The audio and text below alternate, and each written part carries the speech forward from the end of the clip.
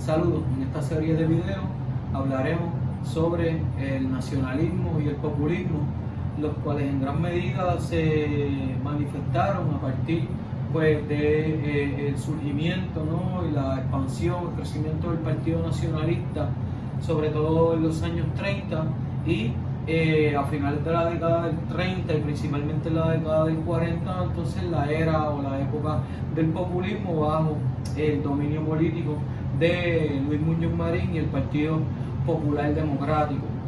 Aquí tenemos que hablar por obligación de dos figuras centrales al momento de hablar del nacionalismo y del populismo.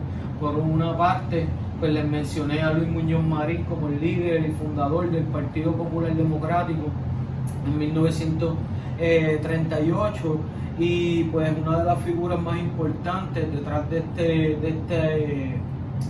esta política o de este ideal populista en Puerto Rico, que se va a manifestar sobre todo en la década de los 40 y los 50, ¿no? Y pues el nacionalismo bajo el liderato, la figura de pues Pedro Albizu Campos, pues que como sabemos fue el líder máximo, ¿no? Y una de las figuras centrales pues del nacionalismo en Puerto Rico, sobre todo en la década de los 30 y los 50. Este periodo lo vamos a dividir en dos etapas, ¿verdad? Y la primera etapa hablaremos de ese periodo del nacionalismo que va de los años 30 o que se da en la década del 30 hasta finales de la década. Pues como veremos, gran parte del liderato a partir del 37 fue arrestado, muchos de ellos fueron exiliados a Estados Unidos y de alguna manera durante los 40 hay una merma de las acciones directas por parte de los nacionalistas y pues de esta primera etapa populista que se dio en los años 40. Hablaremos un poco pues de Luis Muñoz Marín, de su campaña y pues de qué presentaba el Partido Popular en contraposición a lo que se presentó en los años 30 con el Partido Nacionalista. En la segunda parte de esta serie de videos pues hablaremos entonces de la década de los años 50, que es la segunda ola nacionalista. Pues sabemos o veremos que Albizu Campos regresa a finales de los 40 a Puerto Rico y se inicia entonces una nueva ola de acciones, ¿no? Un nuevo periodo de acciones radicales por parte de los nacionalistas contra las autoridades locales y contra las autoridades federales también en los Estados Unidos simultáneamente.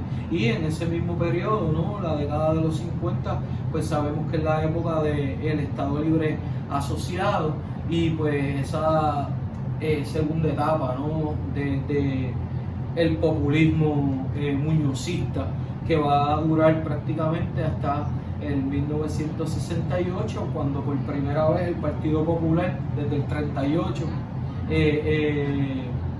pues es destronado, ¿no? Por una nueva fuerza electoral, el Partido Nuevo Progresista, bajo la figura o la cabeza de Luis Aferré. Así que podemos decir que el primer periodo va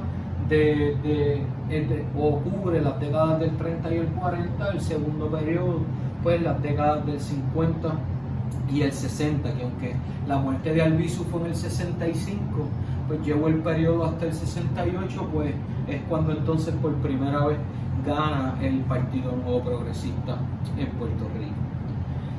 Para entonces ya entrarnos de lleno en esta primera etapa del nacionalismo, ¿no? Y de la figura de Albizu Campos, importante, hay un programa que pueden conseguir o accesar online, La Voz del Centro, no recuerdo ahora el número del programa, en donde hay una conversación con Juan Maribra, uno de los líderes también más importantes del Partido Socialista de los años 70 en Puerto Rico, ¿no? Y del movimiento independentista, de ese nuevo independentismo que surge pues a partir de la década de los 60 y los 70, en donde Juan Maribra habla, ¿no? Sobre las figuras de Albizu Campos y Luis Muñoz Marín y hace de alguna manera una comparación entre ambos líderes, entre sus ideales, entre sus personas, ¿no? Como tal, ¿verdad? Así que es un programa que les recomiendo que busquen, La Voz del Centro, el programa dedicado a Luis Muñoz Marín y a Pedro Albizu Campos con Juan Maribra. Y una de las cosas que tenemos que destacar, ¿verdad? Y que lo habíamos mencionado anteriormente en otros videos sobre el desarrollo político en Puerto Rico, es que Albizu Campos no era parte del Partido Nacionalista al momento de su fundación. Al momento de la fundación del partido en 1922, Albizu no se unió inmediatamente a las filas de dicho partido. Sin embargo, ya a partir de los años 30, sobre todo el año 1930, va a marcar el inicio del liderato de Albizu Campos dentro del Partido Nacionalista, porque si bien había sido vicepresidente del partido al final, ¿verdad?, durante los últimos años de la década del 20, en 1930 Albizu Campos entonces se convirtió en el presidente del partido, y eso va a traer consigo entonces una transformación, de hecho que le va a costar incluso diferencias con el antiguo liderato del partido, con José C. Alegría, entre otros, ¿verdad? Pues se va a dar, o de alguna manera, el Partido Nacionalista se radicalizó. Y pues sobre todo se habla de esa radicalización a partir de 1932. Albizu entra, como dije, a la presidencia del partido. En el 30 estaba la coalición, discúlpenme. Albizu entra a la presidencia del partido en los años 30, pero como sabemos las elecciones no son hasta el año 1932 cuando pues ganó la coalición que habíamos mencionado en videos anteriores entre socialistas y republicanos. En ese año del 32, aunque si bien ya desde el 30 Albizu era el portavoz principal del Partido Nacionalista, en el 32 se va a dar un fenómeno bien interesante, ¿no? La pregunta obligada sería ¿por qué hubo una radicalización del Partido Nacionalista?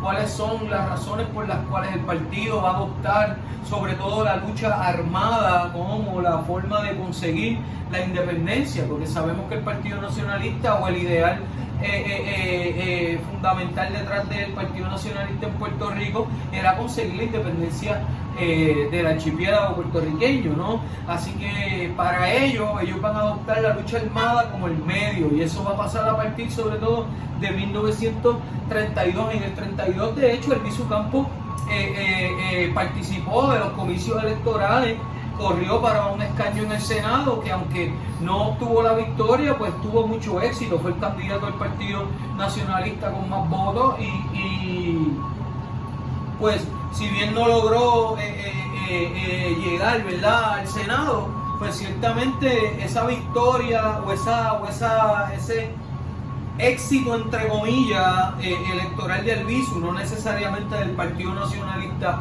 overall, pero de Albizu como candidato, fue quizá una inyección, ¿no?, que impulsó precisamente esa transformación. Sin embargo, no podemos decir, o no es justo decir, no es correcto decir que el Partido Nacionalista haya sido derrotado en el comicio del 32 es lo que llevó a la radicalización del partido, pues lo que está pasando en términos socioeconómicos en el país y en términos políticos, claro está, esa política colonial donde vimos desde la década del 20 una reafirmación por parte del Congreso de los Estados Unidos de la relación territorial, del territorio no incorporado y de la relación pues colonial, pues llevó a Albizu, ¿no?, y al Partido Nacionalista de alguna manera a adoptar esa posición de lucha armada. Pues señalan que la única manera de nosotros conseguir la independencia es luchando por ella. Albizu señalaba que ninguna fórmula de estatus, ni siquiera la estadidad, iba a conseguir, o se iba a conseguir como un regalo, por decirlo así, de los Estados Unidos, pues en términos económicos a las corporaciones estadounidenses que producían en Puerto Rico, sobre todo las corporaciones de azúcar y tabaco, y otras también corporaciones como la United Fruit Company, ¿no?, que producían fruto y que dominaban muchas tierras en Puerto Rico, les convenía económicamente la relación colonial, la relación de territorio no incorporado o una relación de territorio incorporado o una relación de estadidad o de anexión. Así que en ese sentido, Albizu Campos sostenía que para conseguir la independencia, ¿verdad? Y hablando propiamente del Partido Nacionalista, había que luchar por ella y se adopta una posición entonces más radical. No olviden que ya llevamos más de 30 años de dominio de los Estados Unidos en Puerto Rico y más de 30 años de la clase política puertorriqueña reclamando, luchando por ese gobierno propio, ¿no? Por que si bien hubo unos cambios, ¿verdad? En algunas partes mínimos, como resultado de la ley Foraker, de la ley Jones y todo esto, pues verdaderamente no se había logrado esa autonomía, ¿verdad?, que se buscaba, o ese self-government que se buscaba en Puerto Rico por la clase política de todas las ideologías, ¿verdad? Porque sabemos que autonomistas, sabemos que anexionistas, entre otros grupos, ¿verdad?, pues querían o aspiraban al gobierno propio, a nombrar al gobernador o a elegir al gobernador, mejor dicho, que ese gobernador fuera puertorriqueño y a tener control de prácticamente todas las ramas del gobierno a nivel local, cosa que no se había dado. Así que esa condición colonial de sometimiento político por parte de las autoridades federales en Puerto Rico, ¿no?, pues lleva, a mi entender, o es quizá uno de los factores que más peso tiene sobre la radicalización del Partido Nacionalista. El otro factor que yo entiendo que también va a ser detonante en todo este suceso o en toda esta radicalización, perdónenme, fue la situación socioeconómica. No olviden, estamos en plena crisis. La bolsa de valores cayó en los Estados Unidos en el 29, sin embargo, hay historiadores que sostienen que la crisis en Puerto Rico incluso inicia un año antes, pues en el 28 nos azotó el huracán San Felipe. Por lo tanto, nuestra economía ya en el 28, o sea, antes de que cayera la bolsa en los Estados Unidos, se había visto grandemente trastocada por pues el huracán San Felipe del 28, y el 32 se entiende, ¿no? O se considera tanto en Puerto Rico como en los Estados Unidos como el año más terrible, ¿no?, de esa gran depresión. Las cifras de desempleo alcanzaron los números más altos. Además de eso, nos azota otro huracán en el 32, el huracán San Ciprián. Había una ola de huelgas que venían dándose desde principios de la década de los años 30, y sobre todo en el 33 y el 34 se van a agudizar esas huelgas en el sector de la caña, en el sector del transporte, en el sector del tabaco, tanto los hacendados del tabaco, los dueños de la tierra que le vendían la hoja a las compañías americanas, ¿verdad?, la llamada no siembra que hemos hablado anteriormente en clase, como las huelgas por parte de los tabacaleros, de los trabajadores de los talleres de cigarros, de tabaco, ¿no? Así que hay todo un periodo turbulento de mucha miseria, pobreza, desastres naturales, crisis económica, y para colmo, pues hay una relación colonial que golpea a la clase política puertorriqueña cada vez que busca cambios. Así que me parece a mí, ¿verdad? Y esto es una opinión la propia, que el factor económico, socioeconómico y el factor colonial tienen mucho más peso, o tuvieron mucho más peso sobre la radicalización del partido que pues el asunto de la derrota electoral del 32 del Partido Nacionalista. Como resultado de la ola de huelgas que se están dando, las manifestaciones, de hecho Albizu se convirtió en el 34 en abogado de los trabajadores de la caña y representante de dichos trabajadores. En múltiples ocasiones también habló en favor de los trabajadores del tabaco, tanto los trabajadores del taller como los hacendados que se veían totalmente manipulados, no controlados por la manipulación de los precios por parte de las compañías de tabaco estadounidenses que compraban básicamente 3/4 partes de la producción de tabaco en Puerto Rico. Así que Albizu estuvo bien activo en las calles, como representante, como abogado, del movimiento obrero y pues obviamente de la clase terrateniente, de la clase obrera en Puerto Rico. Así que Albizu fue un defensor de la tierra, Albizu fue un defensor pues en gran medida de los recursos que tenía Puerto Rico para nosotros, que nosotros controláramos, nacionalizáramos nuestra economía, nuestros propios recursos para con ello entonces poder conseguir salir de esa pobreza a la que nos había llevado, pues según en parte no el ideal del Partido Nacionalista y Albizu, esa relación colonial. ¿Tá? Así que se está dando toda esta movilización en la Universidad de Puerto Rico también en la década de los años 30, que llevan el 35 pues a uno de los sucesos pues más conocidos, la masacre de Río Piedra, y que va a suscitar entonces otro evento sangriento como veremos más adelante los nacionalistas, ¿verdad? En ese como respuesta a ese asesinato que se da en la masacre de Río Piedra, básicamente juran venganza, ¿no? Y de alguna manera pues hablan de que la sangre nacionalista derramada pues va a ser pagada con sangre.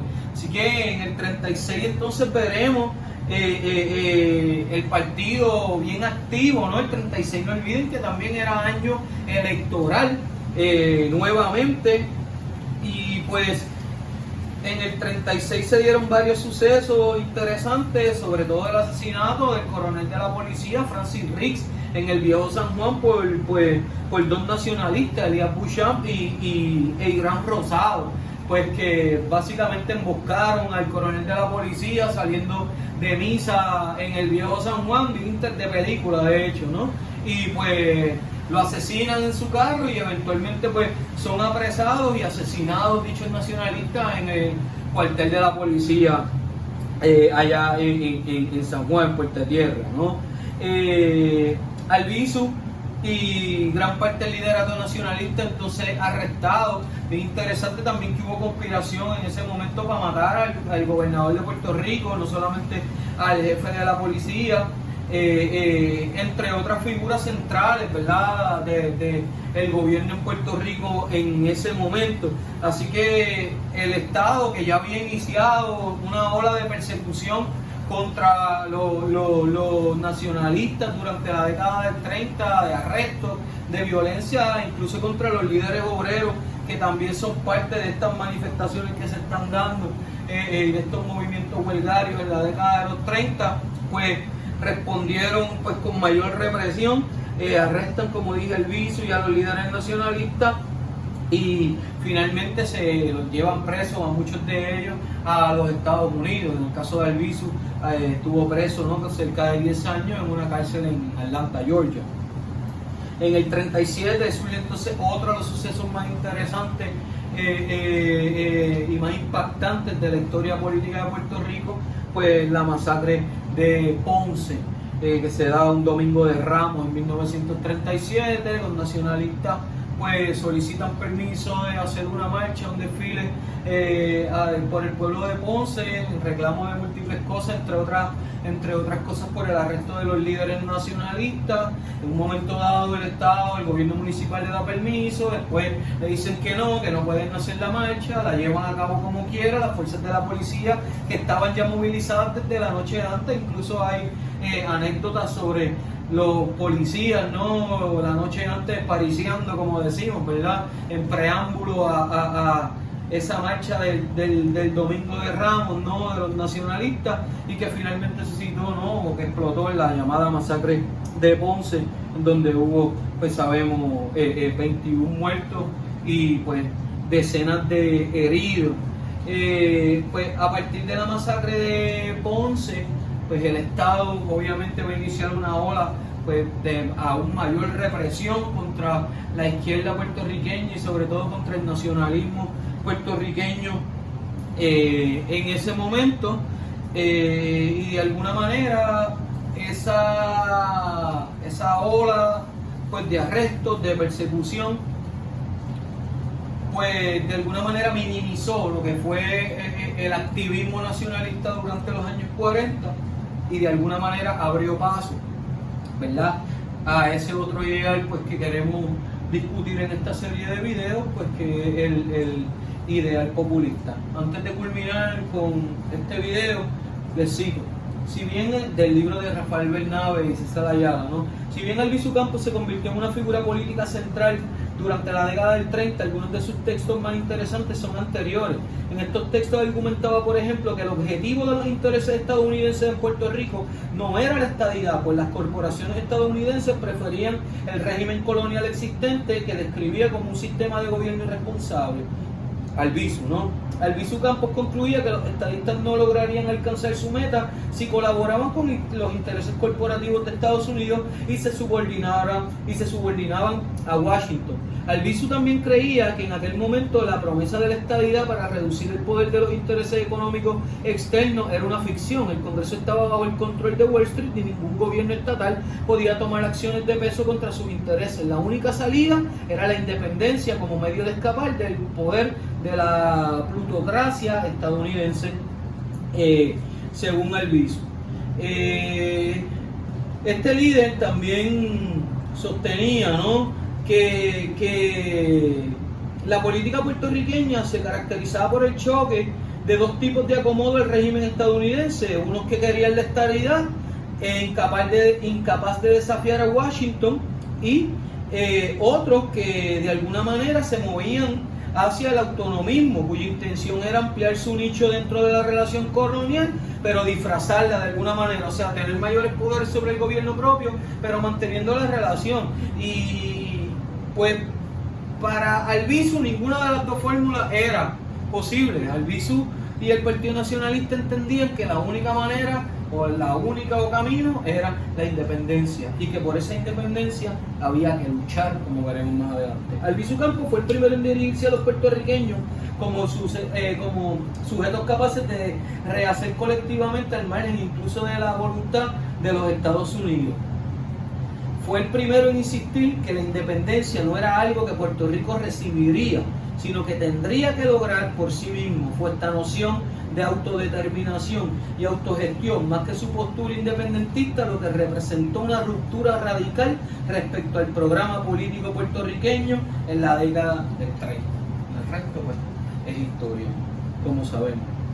El discurso militante de su partido y su defensa de la lucha armada, que incluía el reclutamiento de cadetes, lo hicieron objetivo de la vigilancia del gobierno. Y pues como dije, eso da paso a una persecución salvaje, ¿no?, por parte del Estado contra los nacionalistas dentro de la universidad, dentro del movimiento obrero, dentro del partido. ¿Okay? Bien interesante, como dije, para culminar y ya irnos metiendo en la parte del populismo, ese asesinato de Riggs llevó a que en el Congreso de Estados Unidos se impulsara el llamado Proyecto Tidings, o el primer Proyecto Tidings de 1936, en donde el congresista Miller Tidings de alguna manera invitaba al Congreso a que se solucionara la relación de estatus en Puerto Rico, de alguna manera dándole la independencia, ¿no?, a Puerto Rico. O sea, de alguna forma en ese Proyecto Tidings de 1936, pues se hablaba de un referéndum en donde se incluía la independencia como proyecto o como opción para que los puertorriqueños pudieran votar si querían o no la independencia. Claro, al final ese proyecto tuvo oposición tanto de gran parte de la clase política local, sobre todo aquellos partidarios de la política del nuevo trato. No olviden que en los 30 se está dando la política del nuevo trato, ya se ha expandido parte de la política del nuevo trato a Puerto Rico para atender la crisis, los créditos que vienen de los bancos estadounidenses, las ayudas, ¿verdad?, en términos para atender la crisis, ¿no?, del nuevo trato, que de alguna manera lleva a que gran parte de la clase política diga: no, nosotros no podemos aceptar un proyecto que incluya la independencia para Puerto Rico en estos momentos. De hecho, había quienes hablaban, incluso Luis Muñoz Marín adoptó esta postura en algún momento, que la independencia no era viable para Puerto Rico en términos económicos en ese momento. Por lo tanto, se opusieron muchos de ellos, ¿verdad?, al proyecto Tidings. Obviamente también el proyecto tuvo gran oposición en el Congreso de los Estados Unidos por lo que señalamos antes. Gran parte de los congresistas que de alguna manera tenían vínculos e intereses con las corporaciones que se habían expandido a Puerto Rico, y sobre todo no podemos olvidar también el Departamento de Guerra, que va a jugar un papel fundamental, y el asunto de la posición estratégico-militar de Puerto Rico en términos de este sistema defensivo de los Estados Unidos que habíamos hablado anteriormente, se oponían a que Puerto Rico también de alguna forma pues recibiera o de alguna manera se convirtiera en una república independiente.